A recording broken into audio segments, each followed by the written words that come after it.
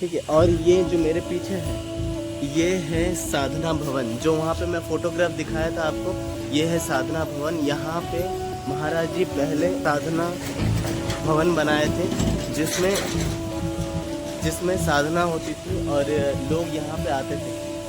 इसकी हर एक ईंट महाराज जी ने खुद अपने हाथों से लगवाए, खड़े होके बालू शाने हैं। जो जब कंस्ट्रक्शन होता है तो बालू और सीमेंट एक किया जाता है ना, उस कंस्ट्रक्शन में बालू और सीमेंट एक करे थे महाराज जी ने, और महाराज जी ही यहाँ पे हर एक ईंटों को लगाए थे।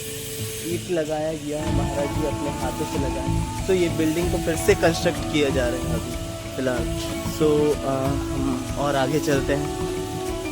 वो जो साधना भवन आप देखें, उस साधना भवन में सिर्फ 100 दिन का ही सत्संग नहीं, और भी बहुत सारे चीज़ ऐसे हुए हैं, जैसे कि नारद मुनि के नारद भक्ति उसी में बताया गया था, उसी साधना भवन में बताया गया था। तो सोचिए कि वो कितना स्पेशल है। ठीक है, यहाँ के हर एक बिल्डिंग, हर एक पेड़ पौधे, हर एक वस्तु आपको कुछ ना कुछ बोलते हुए मिलेंगे, यानी कि उनका कुछ ना कुछ हिस्ट्री, उनके साथ हर एक चीज़ जुड़ा हुआ है। ऐसा नहीं है कि बस एक बिल्डिंग है, आप अगर बिल्डिंग को बिल्डिंग जैसा देखोगे तो बस बिल्डिंग ही नज़र आएगी, लेकिन अगर उसके अंदर हिस्ट्री झाँकोगे तो आपको पूरा हिस्ट्री नज़र आएगा, महाराज जी का लीला नज़र आएंगी। यहाँ पे हर एक किस्सों में महाराज जी, ठीक है। और ये जो बिल्डिंग दिख रहा है आपको, ये है सेवा कुंज। ये अब्रॉड से लोग आते हैं, क्योंकि मैंने कहा था आपको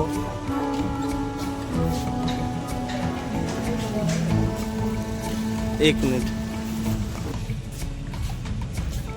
तो गार्ड साहब अपने सिक्योरिटी कर रहे थे, जो वो बता रहे थे कि क्या एक्चुअल में कर रहे हैं, वीडियो बना रहे हैं। तो बहुत जन अलग अलग डाल देते हैं, वो सही नहीं होता, कंटेंट सही नहीं होता, कुछ भी डाल देते हैं, तो वो गलत है। इस वजह से वीडियो करने में पूछ रहे थे कि आप वीडियो बना रहे हैं, तो वो जैसे सुने कि सत्संगी हैं, तो फिर उन्हें श्योर हुआ कि नहीं कोई बात नहीं, मतलब सत्संगी है तो वो रिस्पॉन्सिबिलिटी लेंगी कि वो गलत कंटेंट नहीं डालेंगे। लेकिन तो ये जो आप देख रहे हो, ये रिसेप्शन हॉल है, जो दीदियाँ आती हैं यहाँ पे, जो दीदी रहते हैं, रिसेप्शन संभालते हैं। लोग अब्रॉड से लोग जब आते हैं तो यहाँ पे वो आते हैं, दीदी से बात करते हैं, और कुछ अलॉटमेंट होता है यहाँ पे उनका। और मैं अगर आपको बताऊँ तो ये जो मेरे पीछे दिख रहा है आपको, खैर अभी तो धूप ज़्यादा हो गया है, इस वजह से थोड़ा सा तकलीफ़ होगी। मेरे पीछे जो है ये भक्ति मंदिर है, और उसके पीछे साधना हॉल, अगर आपको दिख रहा हो तो हम चलेंगे अभी अंदर। देखिए कंस्ट्रक्शन चालू है अभी यहाँ पे पूरा।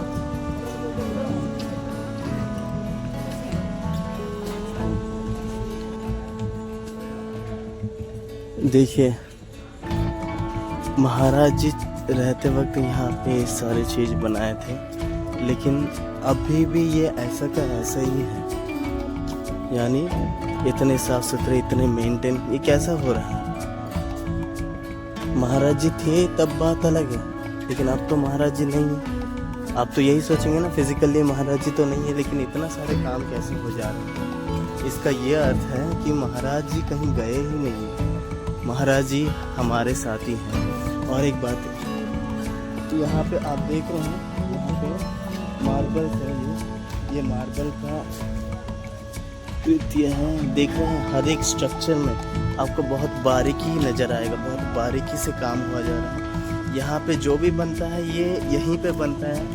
यहाँ तक कि भगवान के जो बैंगल्स है, जो मुकुट है, जो ड्रेसेस हैं, वो सारी चीज़ भी यहीं पे बनते हैं।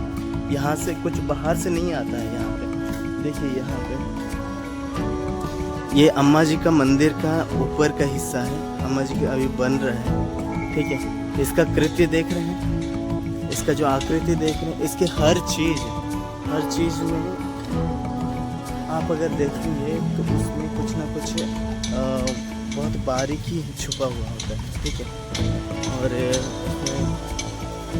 यहाँ पे कोई दूसरे जन जो भी आते हैं तो यहीं पे काम करते हैं। अगर कारीगर आते हैं तो यहाँ काम करते हैं और काम करके जाते हैं।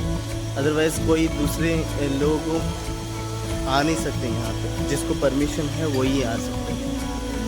वेल, ये है भक्ति भवन, ठीक है।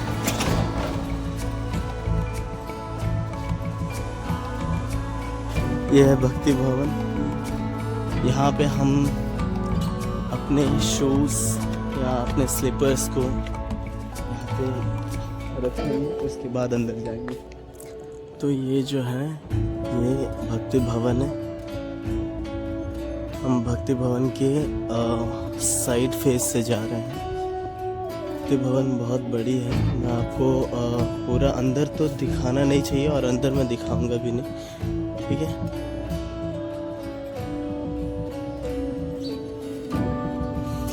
ये देख रहे हैं, ये है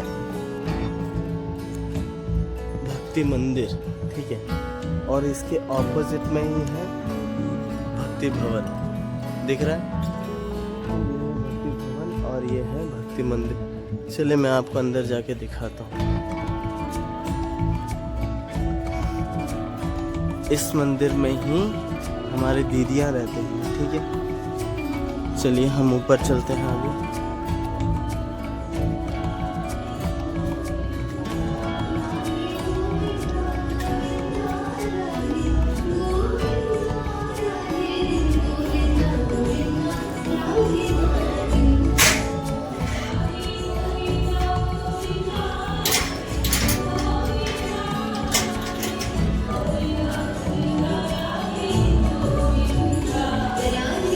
थोड़ा रश है फिर, लेकिन ये तो कुछ भी भीड़ नहीं है।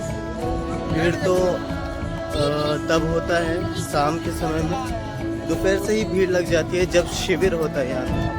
यहाँ पे जब शिविर होता है तो बहुत ज़्यादा भीड़ होता है। सिविल पीपल्स जो नॉर्मल आम लोग आते हैं तो वो हम सत्संगियों का टाइमिंग अलग रहता है।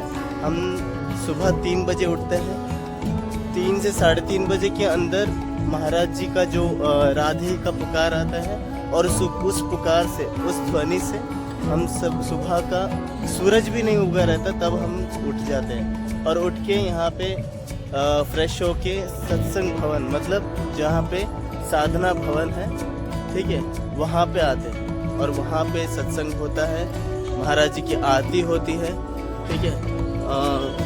फिर गुरु जी का भजन होता है। उसके बाद हमारा ये भक्ति मंदिर खुलता है।